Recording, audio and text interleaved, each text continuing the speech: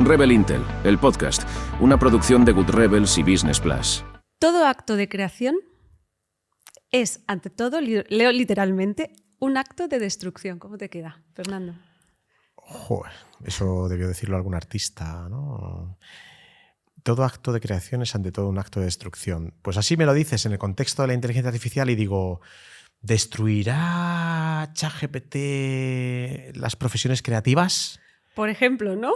No sé. Por ahí pueden ir los tiros. Por ahí pueden ir. Muy buenas, Fernando. Muy buenas, Isabel, ¿cómo estás? Nuevo episodio de Rebel Intel, el podcast. Bienvenidos a todos los que os unís a esta conversación hoy para hablar de creatividad, profesiones creativas y cómo la inteligencia artificial va a impactar en todo esto. Dabas en la tecla, porque la frase no era mía. Ya me gustaría a mí que fuera mía la frase, pero no. Era de Picasso. Pero que yo creo que va como anillo al dedo a este episodio de hoy, porque precisamente, fíjate, contiene esas dos palabras, lo decías tú de alguna forma, me alegra que tengamos esa conexión, me alegra.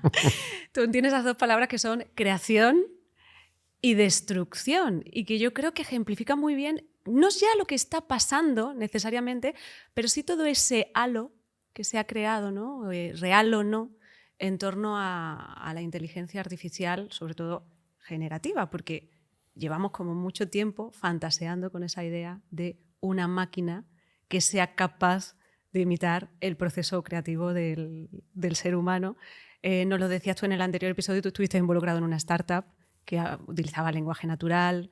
Llevamos mucho tiempo jugando y fíjate, ya en 2016 yo tuve la oportunidad hace unos años de hablar con un investigador de la Universidad Complutense, Pablo Gervás, que fue una de las primeras personas en crear un musical con un ordenador. O sea, la máquina creó el musical que además se presentó en Londres, en el Arts Theatres, creo que era. Fue el primer musical que se hizo con inteligencia artificial. Entonces, la diferencia es que en ese momento todavía, creo, además recuerdo haberte escuchado también hablar de ese artículo, por ejemplo, que se publicó en el Guardian hace ya unos años también, 2020, la primera vez que una inteligencia artificial escribió un artículo. Pero en esos casos había una intervención siempre humana.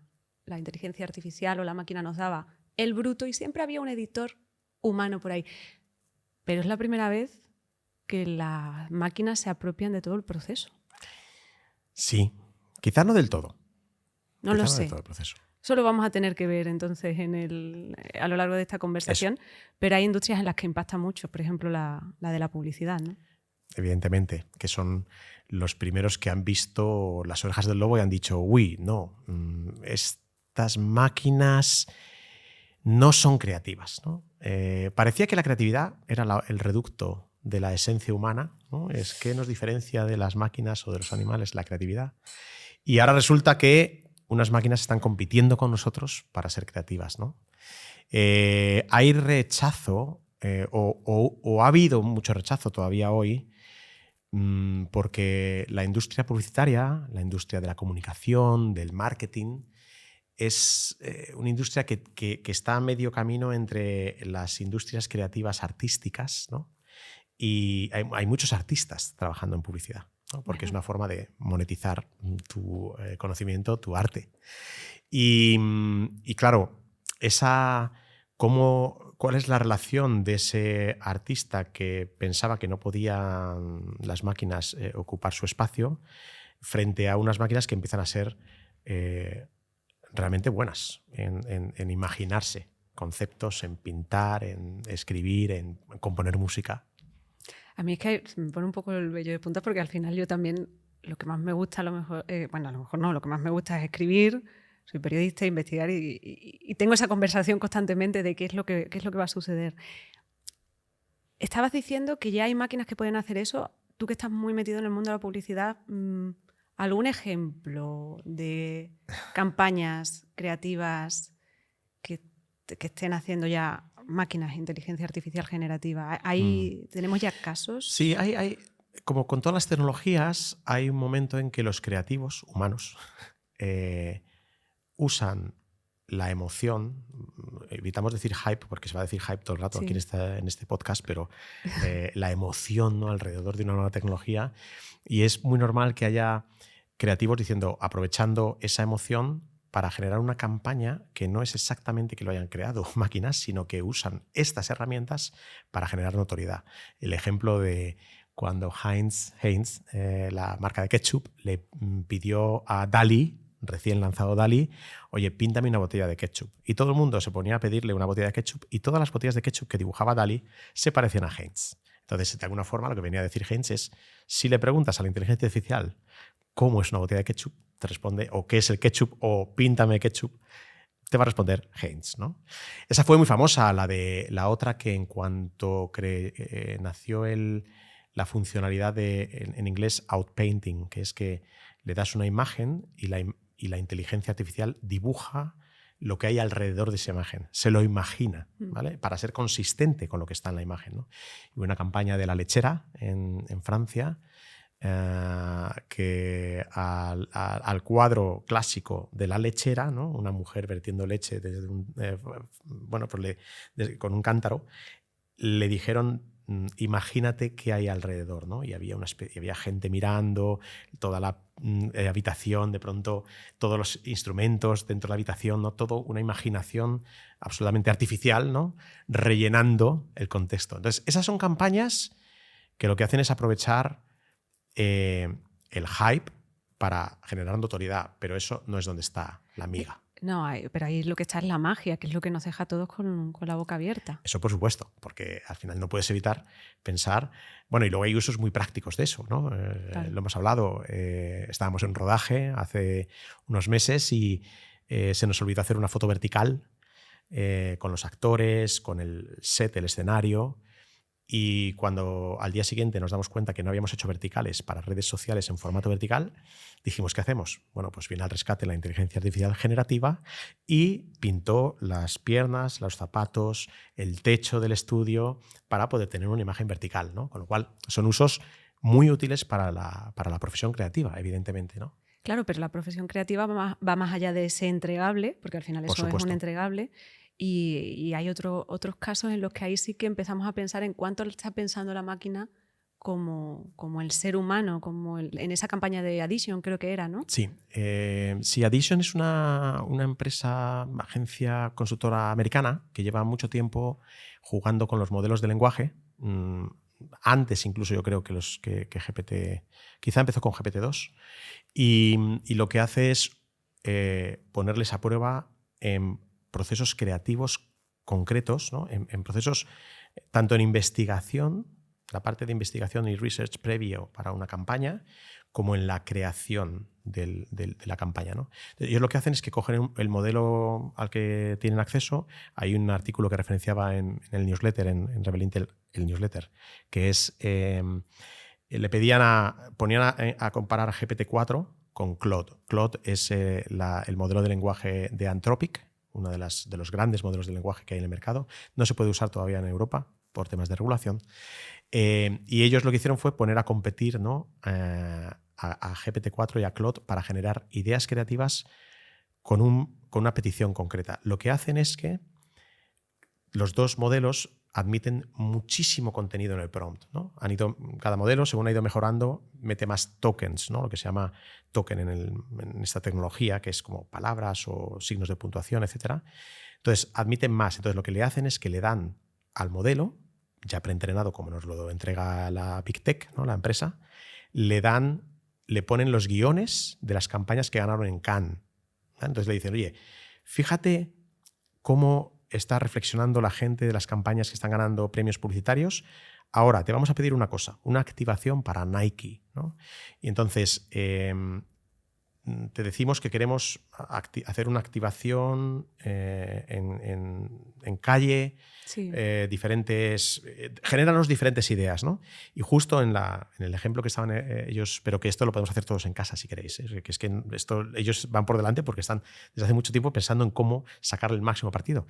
Pusieron a los dos y vieron que GPT-4 generaba buenas ideas, un poco, ellos dijeron verborreicas, ¿no? Como muchas palabras un poco más densas, oscuras, y Claude lo pusieron por las nubes porque había generado una idea sencilla, muy buena, que era poner como pantallas en recorridos habituales de corredores. De corredores. Para que tuvieran la sensación cómo sería si estuvieran corriendo el maratón, ¿no? Son las típicas pantallas de maratón con los tiempos, etcétera, ¿no? Para darles la sensación de que están corriendo el maratón, ¿no? Y animarles a correr, etcétera. Y bueno, al final, las ideas creativas son lo que son el germen de las campañas, ¿no? Al final, un copywriter recibe un brief, hace una investigación, a lo mejor hay un planner estratégico que trabaja para entender bien, para hacer un contrabrief, para aterrizar este brief, para determinar un territorio creativo concreto, no todas las posibilidades, ¿no? El creativo le viene bien que le acoten en donde quiere jugar, ¿no? Entonces, al final, lo que están haciendo estas herramientas, solo por el hecho, ahora hablamos de los modelos de lenguaje, solo por el hecho de que estadísticamente saben leer y escribir, están replicando el proceso estadístico que también se produce en nuestros cerebros de combinar ideas, recoger memorias, coger... Un copywriter a lo mejor sale a la calle, ve inputs, ve insights, ¿no? Ellos no. Esos modelos han tenido todos esos inputs dentro de textos y son capaces de tener ideas que denominaríamos creativas. Es que yo cuando leía ese ejemplo en concreto y veía la idea que había tenido Claude, en este caso para esa campaña de activación, yo alucinaba, decía, si es mejor que cualquier cosa que se me podría haber ocurrido a mí. Claro, tú estás mucho más metido en ese mundo de la publicidad, del marketing. ¿Cuál es aquí te voy a pedir que te mojes, sí. Pero ¿cuál es tu opinión? ¿Realmente ves que esas campañas que se están generando son iguales o mejores? Fíjate, a día de hoy yo creo que la mayor parte de los copywriters creativos ya están, de los publicitarios, ya están empezando a usar estas herramientas. Ha habido cierto rechazo al principio, pero ahora dices, oye, la herramienta me ayuda a enfrentarme al folio en blanco, la herramienta me ayuda a listar más ideas, la herramienta me ayuda a muchas cosas. Con lo cual, no vas a comparar la idea per se, ¿no? Porque a la herramienta, y llegaremos a esto después, a la herramienta le falta contexto. Entonces, lo que hace un creativo, yo creo, es poner la herramienta, ayudarle a generar más ideas, ¿no? Es como un proceso de brainstorming donde tienes, igual que un creativo se sienta con otro creativo para pelotear ideas, ¿no? Y vas construyendo sobre la idea del uno, ¿no? Pero también podríamos hacer esto, podríamos hacer lo otro. Estás haciendo parecido con un coach artificial, ¿no? Con un compañero, con un frontón artificial. Entonces, a la hora de medir, si hubiera que medir, ¿no?, la creatividad, de qué es mejor o qué es peor, realmente deberíamos intentar simular o hacer a estas herramientas que pasen tests tradicionales de creatividad. Bueno, se está haciendo y por ahí yo tengo por aquí anotada, se está haciendo. Por ejemplo, 2 investigadores que pusieron a prueba 6 chatbots, entre los que estaba GPT-3, GPT-4, YouChat. Les pasaron el test de usos alternativos que se utiliza para medir la creatividad, les pidieron un trabajo y pusieron a un jurado en el que había seres humanos. Que resulta hasta raro, ¿verdad? Hablar en general de seres humanos e inteligencia artificial para que evaluaran, y no encontraron tanta diferencia en la calidad de los trabajos. De hecho, solo el 9%, 9,4% de los creativos eran mejores o más creativos que GPT-4. Sí.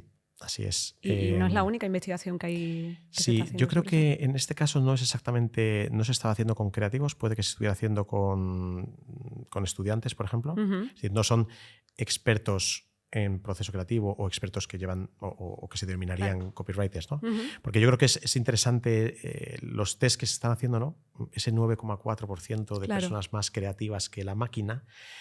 Evidentemente lo que están viendo un poco los experimentos, se están haciendo varios, se lleva como un año publicando, revisado por otros académicos, ¿no?, estudios más o menos sólidos con el uso de algunos tests tradicionales que alguien sospecha que pueda que, como se les haya entrenado con todo tipo de textos de una forma u otra hayan aprendido a resolver estos tests, no porque tengan creatividad pura, sino porque lo han leído antes, ¿no? Lo están replicando. O sea, tienen ahí puede ser, el secreto. Puede ser. Entonces, lo que se lleva unos meses trabajando en otro tipo de tests para hacer competiciones. Son como tests que no han podido leer.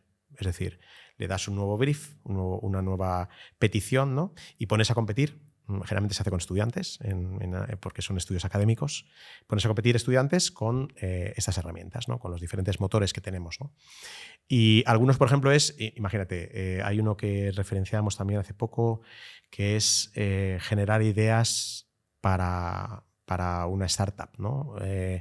Había otro que también se publicó, en septiembre se publicaron 3 papers muy importantes, con 3 experimentos de creatividad no publicitaria, es decir, de creatividad de ideas para crear un producto o ideas para mejorar la economía. Había uno de ellos que era ideas de negocio basado en principios de economía circular, y le explican a las personas, a los estudiantes, qué es la economía circular.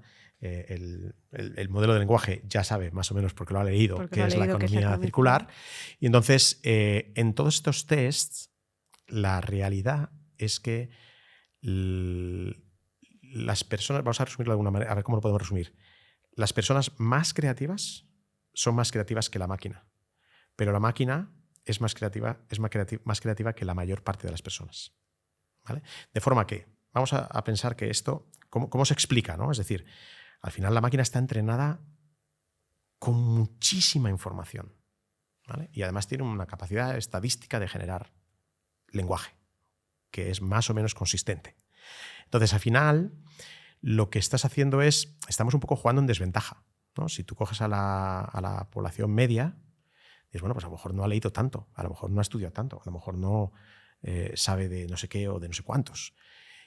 Y anticipo algunas cosas, que es que esto lo que significa es que los expertos todavía tienen una ventaja, ¿vale? Los expertos en sus materias.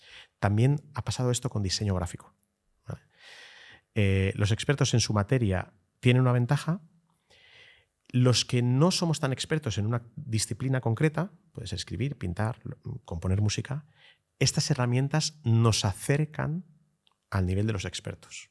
Y esto es un debate muy interesante para unas cañas otro día, ¿vale? Que yo llevo aquí años trabajando para ganar este expertise, y ahora una persona sin casi experiencia puede llegar a un nivel que se acerca al mío, ¿no?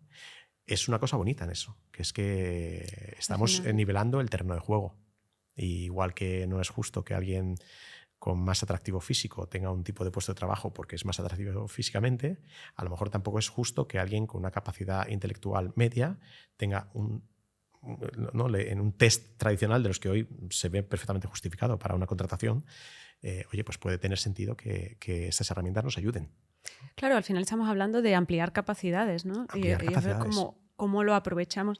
Es curioso porque mencionabas esa parte del genio creativo. A ese ya sabemos que esa persona se sale, ¿no? de todos los estándares y lo supera. Pero tú lo mencionabas antes también. Incluso si aceptamos que la tecnología va a ser un asistente, va a ayudarnos a elevar y ampliar capacidades, hay cosas que una máquina no va a poder hacer, que es esa parte de empatía, esa información de contexto que nos da la experiencia, que nos da el estar en la calle. Es que no hay que despreciar esa parte de es que he escuchado una conversación por la calle y me ha inspirado para escribir este artículo. Claro. El ver cómo van cambiando los hábitos, cómo cambia la actitud de la gente, la capacidad crítica que podemos tener. Ahí había una campaña que se llamaba Diversity Tree Project, que era de Bayer.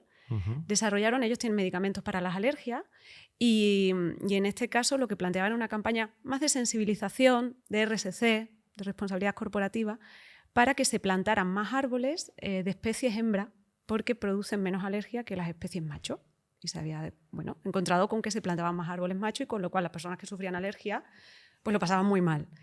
Y claro, yo creo que ahí hay un componente de empatía que es importante, porque no es lo mismo tener esa recopilación de datos que dice la incidencia de las alergias ha crecido no sé cuántos % en los últimos 15 años, a decir es que yo sé lo que se vive cuando tienes una alergia y no puedes respirar bien, ¿no? Eso es. Y eso sí que es cierto que a lo mejor, o sea, una máquina no lo va a poder aportar. No, y puede que un día se desarrollen otros modelos u otros algoritmos, o que la robótica, ¿no?, combinada, ¿no?, la robótica que tiene una componente física, ¿no?, de hardware, combinada con la inteligencia artificial en modo algoritmo, software, pues que evolucionen ahí. Pero ahora mismo también es muy importante entender que por mucha capacidad de procesar tokens o palabras o lo que sea, el contexto de una organización es enorme. Es enorme. Quiero decir, todo lo que yo podría decirle a ChatGPT no soy capaz de decirle, oye, ChatGPT, mira, estoy trabajando con una gran organización del IBEX 35, hace 10 años pasó esto, no es capaz. Él, con esas informaciones, ha aprendido a escribir, pero no tiene una base de datos absoluta, donde dice, es que justo hubo un cambio de CEO hace 10 años, con lo cual ahora hablar de estos temas podría no ser tan interesante.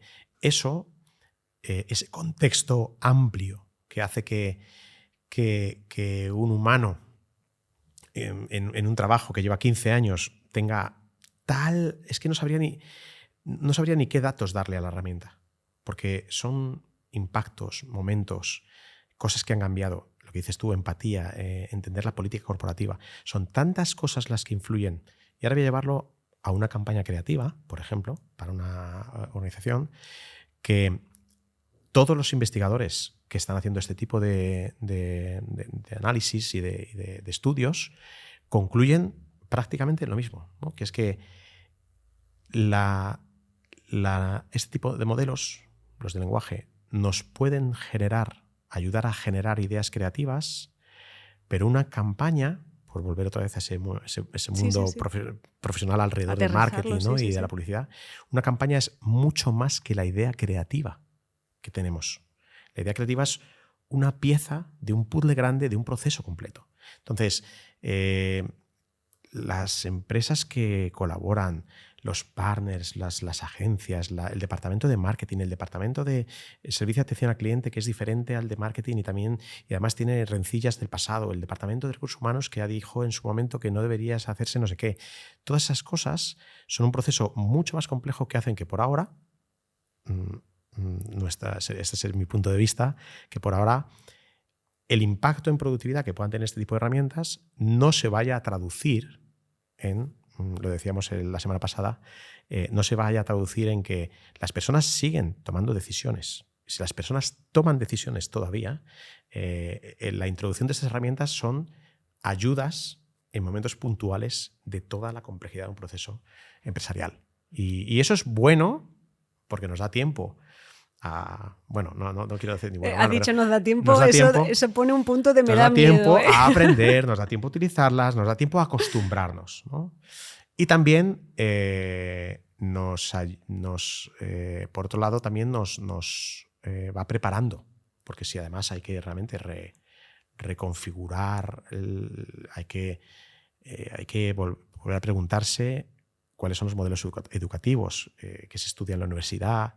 ¿Qué le recomendamos a nuestros hijos que estudien? Que a día de hoy estamos un poco perdidos. Mi hija mayor estudia matemáticas y computer y programación porque era lo que parecía que había que estudiar hace 3 años. Ahora resulta que ni las matemáticas y la programación la va a hacer máquinas. La va a hacer una máquina, sí. Bueno, hay que ver el futuro mucho más optimista. Sí, bueno, yo ya te digo, voy a hacer como que no he escuchado esa parte de nos da tiempo, porque a mí eso me lleva al catastrofismo. Pero sí, ¿no? Al final se trata de eso, de no vamos a pensar en la tecnología como sustituto, sino como un copiloto, algo que nos ayuda. Eso es. Y en esa parte que tú mencionabas también al principio, ¿no?, de en las aplicaciones prácticas, veíamos ese ejemplo de Addition, hemos mencionado la campaña de Diversity Tree, pero desde el punto de vista de negocio, en lo que es publicidad, ponemos siempre la mente, no estamos hablando de esa parte creativa, sector publicidad, sector marketing. ¿Cuáles son esas otras aplicaciones aterrizadas a negocio? Porque hay un componente, por ejemplo, en la personalización, por ejemplo. Sí, claro, al final no olvidemos que bueno, la creatividad es un concepto vago, Yo siempre decía que soy muy creativo, ¿no? Cuando en Good Rebels hablamos muchas veces, ¿no? Nos reímos un poco de los consultores, los creativos, los analistas de datos, los no sé cuántos, y cada cual no es de su grupo y nos reímos de los otros, ¿no? Y yo decía, yo soy más creativo que los consultores, porque los creativos a veces dicen, yo soy más consultor que los consultores. Yo soy más creativo que los creativos porque me gusta hacer slides y le pongo mucha ciencia y mucho arte, ¿no? a la slide, ¿no? a la transparencia que estoy proyectando para una audiencia. O me preparo una conferencia de una manera, ¿no? Con lo cual, son muchos ámbitos en los que podemos utilizar este tipo de herramientas, ¿no?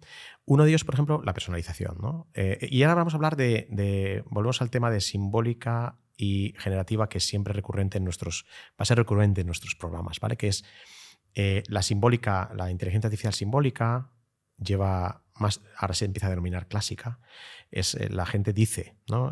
Los programadores le dicen, es más de arriba a abajo, yo le digo lo que tiene que resolver y hay algunos algoritmos que pueden aprender del pasado y mejoran los resultados, pero yo le estoy realmente condicionando qué tipo de resultado me tiene que dar, ¿no? La inteligencia artificial generativa está más basada en unos procesos estadísticos, es un aprendizaje más caja negra, no controlo lo que sale, puede alucinar, ¿no? Lo que ya sabemos. Entonces, la inteligencia artificial simbólica, por ejemplo, se ha usado y se sigue usando y se va a seguir usando mucho en personalización de contenidos, ¿no? Pues que yo puedo llegar a una página web y que lo que me enseña a mí esa página web sea diferente a lo que le enseñe a otra persona.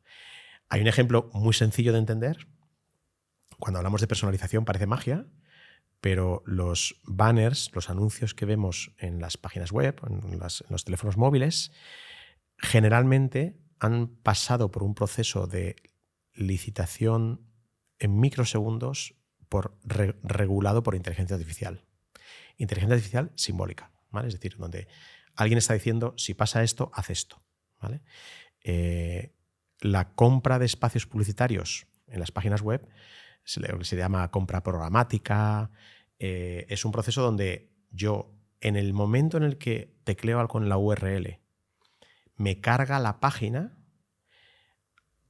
el dueño de la página quiere ponerme publicidad, tiene un hueco en un banner y lo que hace es que con un software va a un mercado de compraventa de publicidad y dice, tengo a un usuario que según sus cookies, ese es otro tema que a lo mejor un día hablamos, que según sus cookies tiene estas características sociodemográficas, ¿a quién le interesa ponerle un anuncio?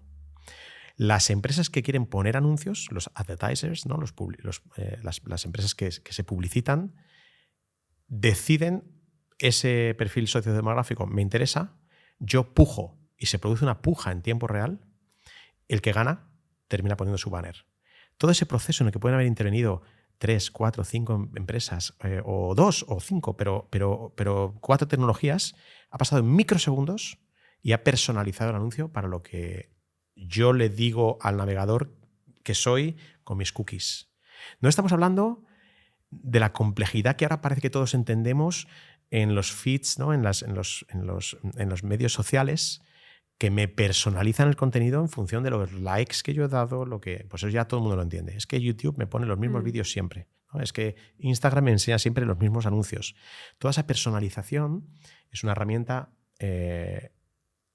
que hasta aquí ha sido más qué pongo, pero ahora podría empezar a tener una capacidad para escribir también mejor, que a lo mejor hay una herramienta que se llama Persado, hablaremos de eso seguramente en otro episodio, que presume de que los textos que pone su herramienta de IA son más efectivos que los textos que escriben humanos para conseguir que alguien haga clic, ¿vale? Persado está especializado en hacer textos para que alguien haga clic. Clic en un email, clic en una página web, clic en un carrito de compra, clic en una aplicación móvil. Ellos lo que dicen es, yo voy aprendiendo, yo me quito la emoción del humano escribiendo, voy aprendiendo, voy poniendo diferentes textos, frases, la frase es más emocional, menos emocional, y acierto más en qué es lo que va a hacer a la persona hacer clic, ¿no? La persuasión. del texto. Bueno, es un ejemplo muy concreto, útil. Pero también tenemos algún ejemplo de otras marcas que han conseguido, no sé si era Cadbury, tenía por ahí también algún ejemplo, Bimbo, de llegar a crear contenido personalizado. Si yo trabajo, por ejemplo, con diferentes establecimientos, para que haya un actor determinado que sea capaz de decir ven a este establecimiento y que otro establecimiento de la misma cadena pueda decir ven a este establecimiento y que sea un actor famoso, por ejemplo. Imagínate, ¿no? La tecnología ya lo estamos viendo, ya se ha visto. Ahora mismo tengo en la cabeza... Recuerdo que la anécdota es que esto hace 10 años fue muy famosa, o 10 o 12 o 15, nos vamos haciendo mayores. La campaña de... Bueno, ahora mismo se me ha ido de la cabeza, te da igual, que era un actor, ¿no? Que en tiempo real la gente interaccionaba en YouTube, era de un desodorante, ¿no? Creo. Y en tiempo real la gente le decía que hiciera cosas y él era un actor, ¿no? Y lo hacía, ¿no? Entonces, eso era un equipo de producción y un equipo de montaje haciéndolo casi en tiempo real y subiendo el vídeo a YouTube en minutos, ¿vale? Bueno, a día de hoy, evidentemente, imagínate la tecnología deepfake, ¿no? De poder simular a alguien hablando y mandando un mensaje personalizado, ¿no? Hemos visto ya tecnologías que te permiten grabar el audio y que tu voz, el tono de tu voz, salga en otro idioma. ¿Te imaginas que nos van a traducir? Nos van a traducir. Directamente. Nos van a traducir. O sea, no hace falta que hablemos en inglés. Yo creo que Rebel Intel en breve estará también emitido en chino, alemán, inglés. Oye, sería un puntazo, ¿eh? Al menos para demostrar que podemos hacerlo. Luego estábamos hablando de esas aplicaciones prácticas y luego hay una parte también muy aterrizada porque decimos de nuevo, la tecnología aquí como un aliado, como un complemento para hacer incluso económicamente viable campañas que antes a lo mejor eran mucho más caras o que no se podían hacer. Y ahí hay una parte también del día a día, que es no todas las campañas de publicidad son para llevarlas a Cannes. Sí. Algo tan básico como hacer redes sociales a diario. Sí. Hay un ejemplo también como sencillo, ¿no? Está habiendo algo de activismo en contra del uso de la inteligencia artificial por parte de los anunciantes, ¿no? En el sentido de que si puedes pagarle a un ilustrador, ¿por qué lo haces con Midjourney o con DALL-E 3, ¿no?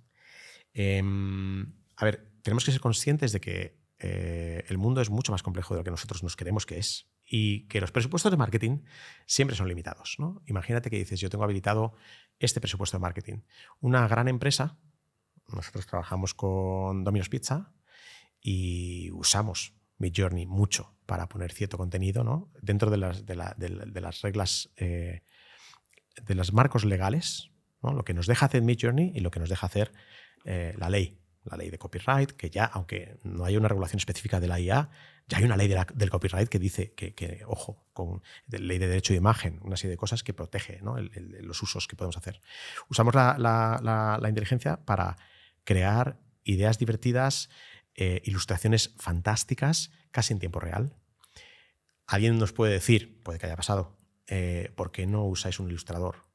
No, es que también estamos usando ilustradores en este tipo de campaña, en este tipo de acción, pero para algo que tiene poca interacción, imagínate comparado con la inversión de publicidad que voy a hacer para este post en Instagram, comparado con un anuncio de lanzamiento de la nueva aplicación de no sé qué, en televisión, que me va a costar 1 millón de euros, pues evidentemente no tengo los mismos recursos para producir esta acción que para tener esta, que generalmente está asociado al retorno de la inversión que prevemos. Es decir, yo hago esta acción, preveo este retorno, hago esta otra acción, preveo este otro. Entonces, esto, de alguna forma, lo que hace es facilitar la creación, facilitar el uso artístico, ¿no? En entornos donde de otra manera no hubiera sido posible.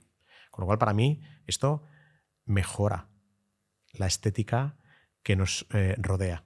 Yo espero que esos anuncios feos que vemos por ahí muchas veces desaparezcan, ¿no? Que desaparezcan, ¿no? Y que seamos más felices porque vemos menos cosas feas. Es verdad, porque las cosas bonitas nos alegran la vida. Muchas veces no lo tenemos en cuenta. O sea, que Eso ahí es. tienes un punto, incluso impacto social muy importante. Todo esto me estaba recordando también a ese estudio que publicaba el think tank de Conference Board y que hablaba precisamente de cómo los profesionales del marketing y la comunicación pues se estaban enfrentando a las aplicaciones de inteligencia artificial generativa, y al final sí que había como, creo que era un 82%, un porcentaje muy alto de profesionales que decían, oye, yo estoy a favor y creo que esto va a aportar a nivel de aumento de la productividad. ¿Por qué? Porque me está ayudando a hacer procesos mucho más ágiles, más sencillos, más rápidos, va a facilitar mi trabajo de investigación. Tú hablabas del folio en blanco al principio de la conversación, y todo esto me da tiempo para estrategia, para creatividad, e incluso había cierto consenso en torno a que la inteligencia artificial generativa iba a ayudar en la innovación en producto. Sí. Y aquí hay una parte, pero entrando en la parte creativa, donde había más división, y a mí me llamaba mucho la atención ese dato, y es que había una gran diferencia entre qué pensaban los profesionales senior y qué pensaban los profesionales juniors sobre el impacto en creatividad y en calidad del trabajo. Porque el 50%, además era muy curioso, 50% de los profesionales senior decían va a tener un impacto positivo en creatividad, y el 50%, solo un 30% de los juniors lo pensaba, y el 50% de los juniors decía no, va a acabar con la creatividad o la va a destruir, ¿no? Entonces es muy curioso cómo nos encontramos esas posiciones. Influye, hay un tema generacional también interesante, pero de lo que se trata es de encontrar qué es eso que nos puede aportar la tecnología para mejorar nuestras propias habilidades. Lo que pasa es que el debate, Fernando, al final es, ¿va a destruir empleo o no va a destruir empleo? Yo creo que eso es inevitable, ¿no? Terminamos la semana pasada hablando de eso también. Eso siempre va a estar encima de la mesa, ¿no? Y ahora los estudios que yo he leído que son más consistentes suelen hablar de tareas, no de puestos de trabajo. Es decir, es muy interesante eso. Cada puesto de trabajo requiere una suma de tareas o de tipologías de tareas, ¿no? Habilidades, cosas que yo hago en mi día a día, pues algunas tienen que ver con escribir, otras tienen que ver con esto. Entonces ellos lo que intentan decir es, vale, oye, este puesto de trabajo, ¿qué composición por tareas tiene, ¿no? Y de esas tareas, ¿cuáles se ven más afectadas por una potencial sustitución? Oye, esta tarea ahora la hace una máquina, ¿vale? Entonces, tu puesto de trabajo, ¿cuánto afectado o no está? En función de la cantidad de tareas que tengas que son más susceptibles de ser sustituidas por una máquina. Yo tengo una teoría que es bonita. Fíjate que incluso en Adobe, Scott Belsky, su Chief Strategic Officer, es una voz tecnooptimista alrededor del uso de estas herramientas en las profesiones creativas. Adobe está muy unido a las profesiones creativas, a los diseñadores, etc. Él defiende que esto es una herramienta de ampliación del talento y que le va a dar nuevas posibilidades a la gente, pero hay otra gente que lo ve al revés, como diciendo, los propios empleados de Adobe llegaron a hacer una carta o algo así diciendo, oye, que es que esto puede eliminar puestos de trabajo de creatividad y que son nuestros clientes, por cierto, que puede ir en contra de nuestro negocio, que es venderle licencias de software, ¿no? O uso de software a estas profesiones, ¿no? Yo tengo una teoría que a veces la he debatido con personas para testearla, pero bueno, por ahora es una teoría, que es que ahora voy a hablar de las que pintan. Este tipo de herramientas va a extender la inquietud creativa estética. Yo soy de las personas que por unas razones u otras, ¿no? Cuando tu madre te dice, tú no tienes imaginación, ¿no? Pues mi madre decía, tú no pintas muy bien, ¿eh? Porque me comparaba con mi hermana, que pintaba muy bien. Y es verdad que yo no pintaba muy bien. Y entonces te quedas ahí y ya no pintas. Y como no pintas, no tienes el refuerzo positivo, no pintas. Yo no sé si pinto bien o no, pero desde que estoy usando estas herramientas, estoy más cercano a la estética, a la pintura, al arte pintado, ¿vale? Yo creo que, como en la paradoja de Jevons, que es si queréis buscarlo en internet, los que nos estéis escuchando o viendo, la paradoja de Jevons, en la Wikipedia seguro que os sale una respuesta sencilla. Fue un economista que dijo que si se abarataba el precio del carbón no sería menos uso sino mayor uso, ¿no? Y eso podría llegar a generar mayor producción de carbón. Esto es parecido. Si se abarata o se democratiza el uso de estas herramientas para la producción creativa, puede que en lugar de eliminar puestos de trabajo porque vamos a usar la misma creatividad pero con menos horas de creativos, es al revés, vamos a usar más creatividad. De forma que usando más creatividad no solo puede que no haya necesidad de menos creativos, sino que puede resultar, y es mi teoría optimista, que haga falta más gente en creatividad de la que hacía falta hasta ahora. Yo me voy a apuntar esa predicción, Fernando, y dentro de unos años Sí. vamos a ver si se ha cumplido o no se ha cumplido, pero bueno, de momento nos las dejamos anotadas y con esa reflexión vamos a cerrar este segundo capítulo de Rebel Intel, de podcast. El podcast, muchísimas gracias. Gracias a todas las personas que nos han estado acompañando.